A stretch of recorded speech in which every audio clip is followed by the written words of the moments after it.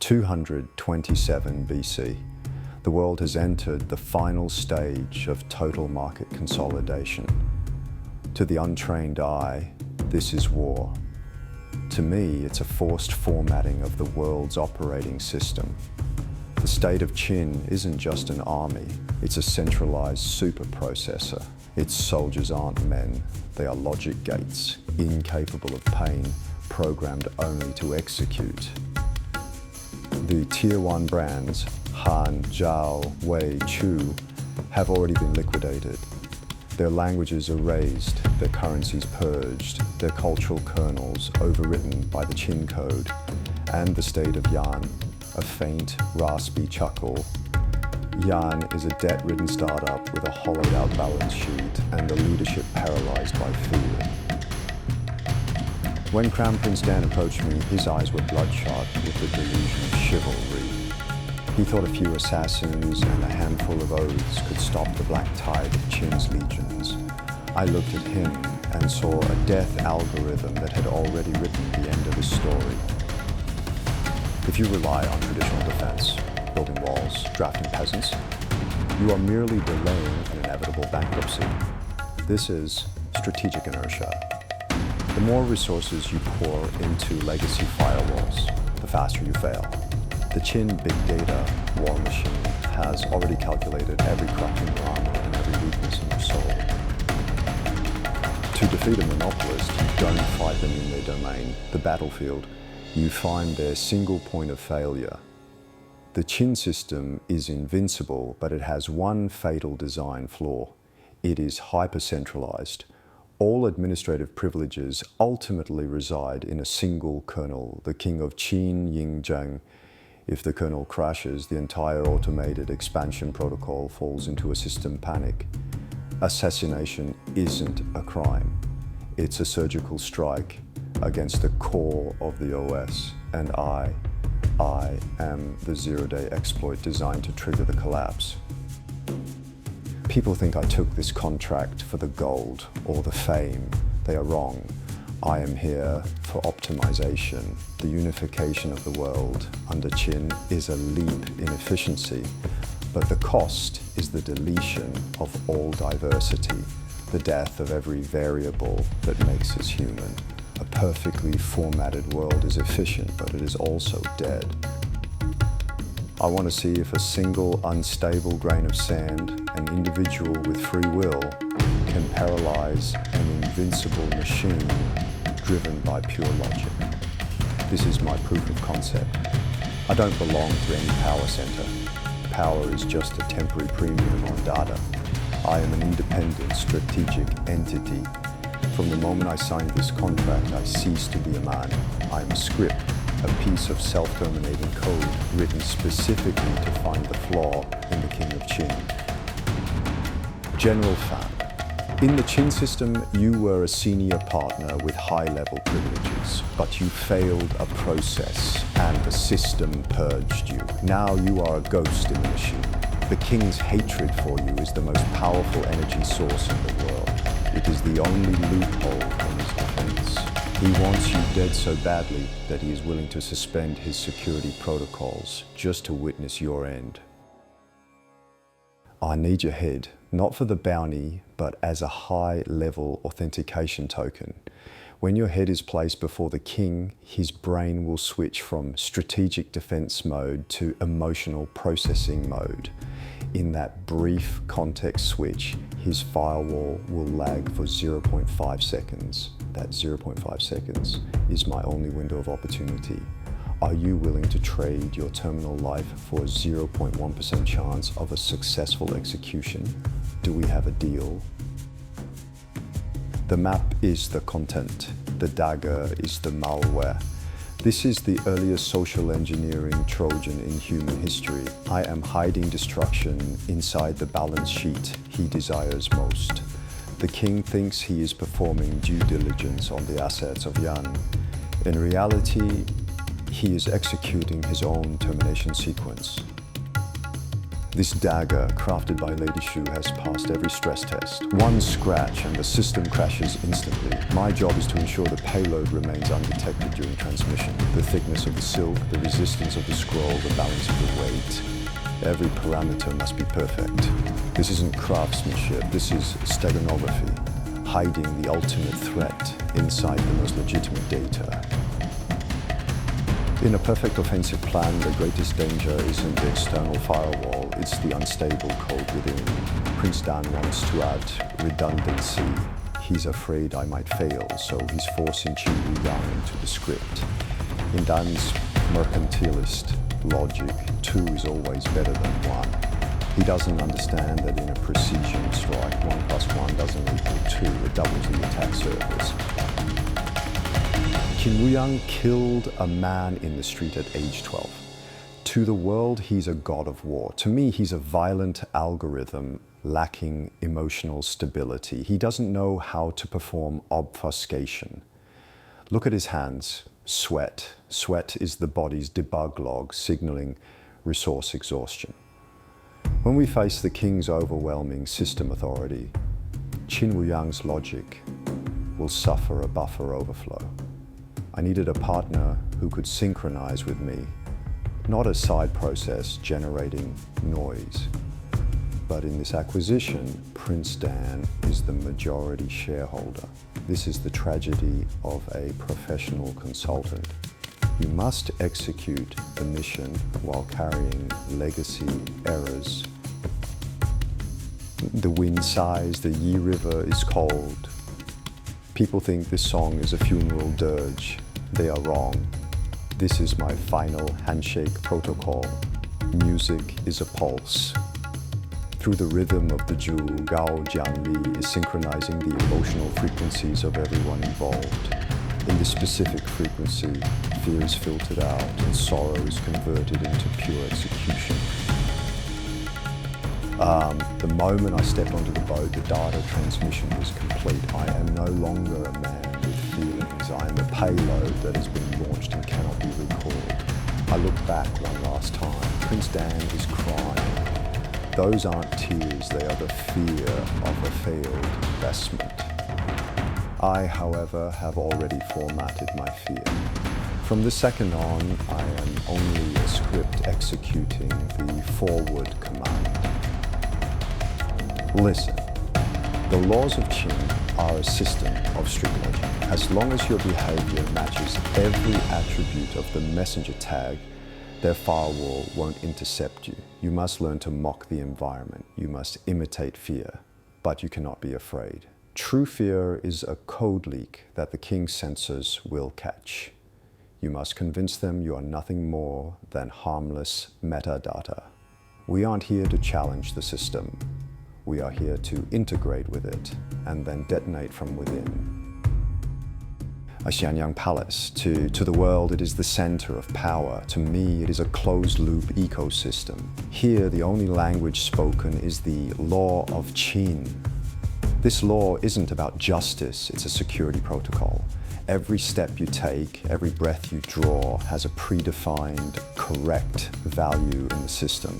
If you take one wrong step or your eyes flicker, the system flags you as anomalous.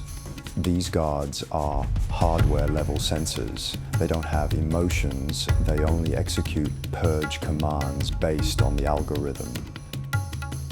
I feel thousands of eyes scanning me. It's deep packet inspection.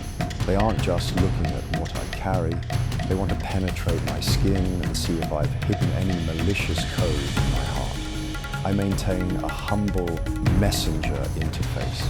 I've pushed all my killing intent into the deepest part of my kernel, wrapped in layers of deceptive metadata. I must convince this palace that I am nothing but a harmless, low-priority input.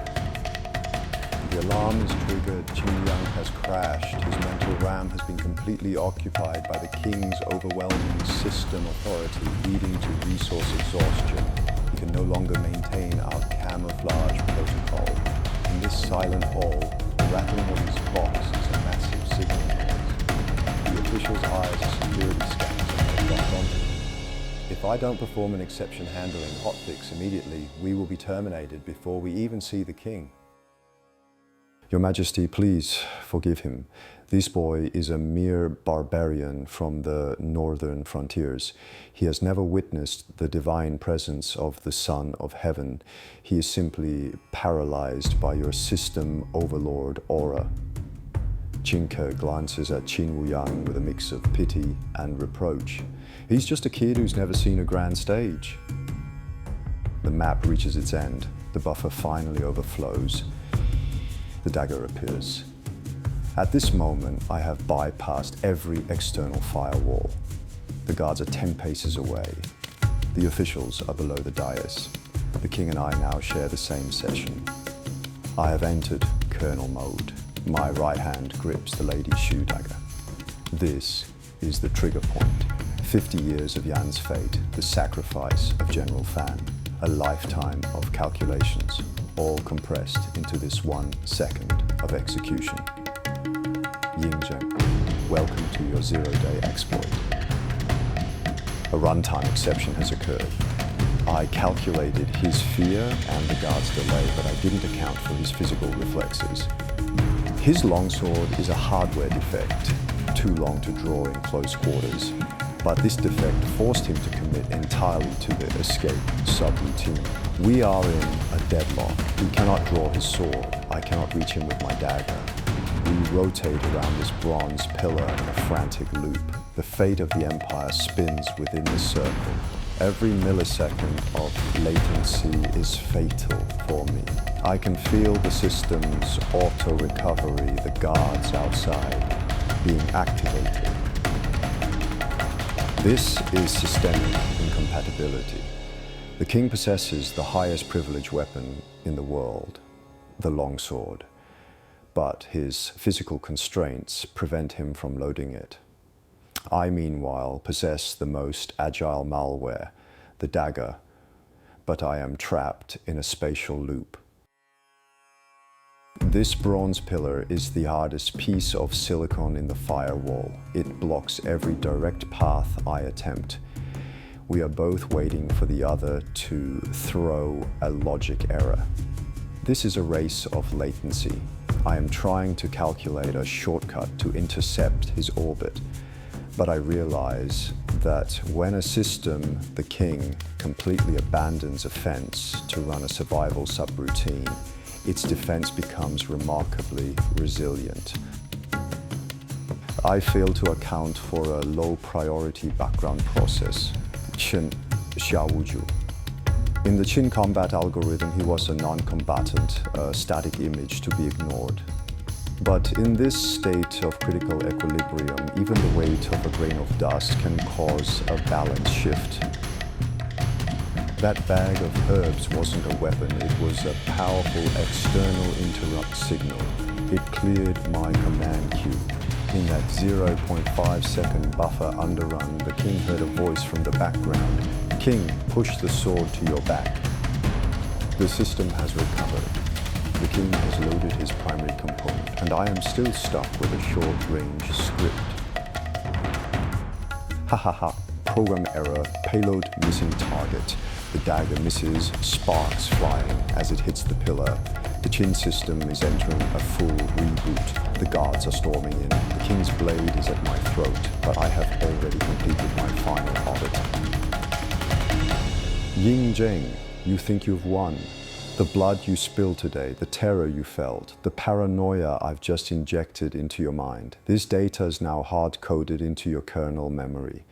From now on, every step you take will be governed by this 0.5 seconds of fear. Your empire will collapse because you will never trust another soul. I die, but I have successfully planted a self-destruct seed in your perfect system. Data transmission complete. Jing Ke signing off. The world won't remember a failed assassin. They only read the victor's logs, but they will always feel the vibration that whenever a system becomes too powerful, too absolute, there will always be a lonely piece of code willing to destroy itself to trigger an exception. The Yi River is still so cold. Prince Dan, our contract is fulfilled. Jing Ke is dead. The data has been purged. but the Qin system never returned to its original state. In cybersecurity, we call this permanent kernel corruption. The king of Qin realized that his pride, his total control, was fragile against a single uncorrupted piece of individual code that couldn't be bought. This realization is a set of corrupted data that cannot be deleted. He began performing extreme audits on all external vendors and envoys. What used to be a simple search became an intrusive multi-level security screening. This surge in transaction costs increased safety, but stripped the empire of its flexibility. The king became a prisoner of his own firewall. Jing Ke's attack forced Qin to hard-code its management algorithms. What was once a philosophy of efficiency became a philosophy of paranoid survival. Qin entered an ultra-security mode. Every citizen became a watchdog process, forced to monitor their neighbors. This massive consumption of state computing power, national resources, meant the system was redlining. When 90% of your resources go into internal defense and purging, a system crash is inevitable. Final audit report, the assassin Jing Ke ROI, return on investment. Negative on the surface, Yan was destroyed, Jing Ke was executed. Strategic impact maximum, he proved that an individual can shake a monolithic system. Conclusion, Jing Ke was not a failure, he was the world's greatest beta tester. He used his life to show the world no empire is bug-free. As long as you are focused enough, defiant enough, and willing to destroy yourself, you can write a line of code into the script of a god that they never saw coming. Jing Ke, Takeshi Kaneshiro. The world will keep running after I'm gone. The king will build his great wall. He will burn the books. He will turn every human into a cog. But as long as someone remembers the song by the Yi River, my code is still running. I didn't die in Xianyang Palace. I live in every soul that refuses to be formatted, every mind that refuses to be swallowed by mediocrity. If you've spotted a bug in the system, if you want to leave a trace of code that can never be erased, then like this video, subscribe to our channel, and share this story with those who haven't yet woken up. We need more beta testers. I am Jing Ke. My session is ending, but your execution has just begun.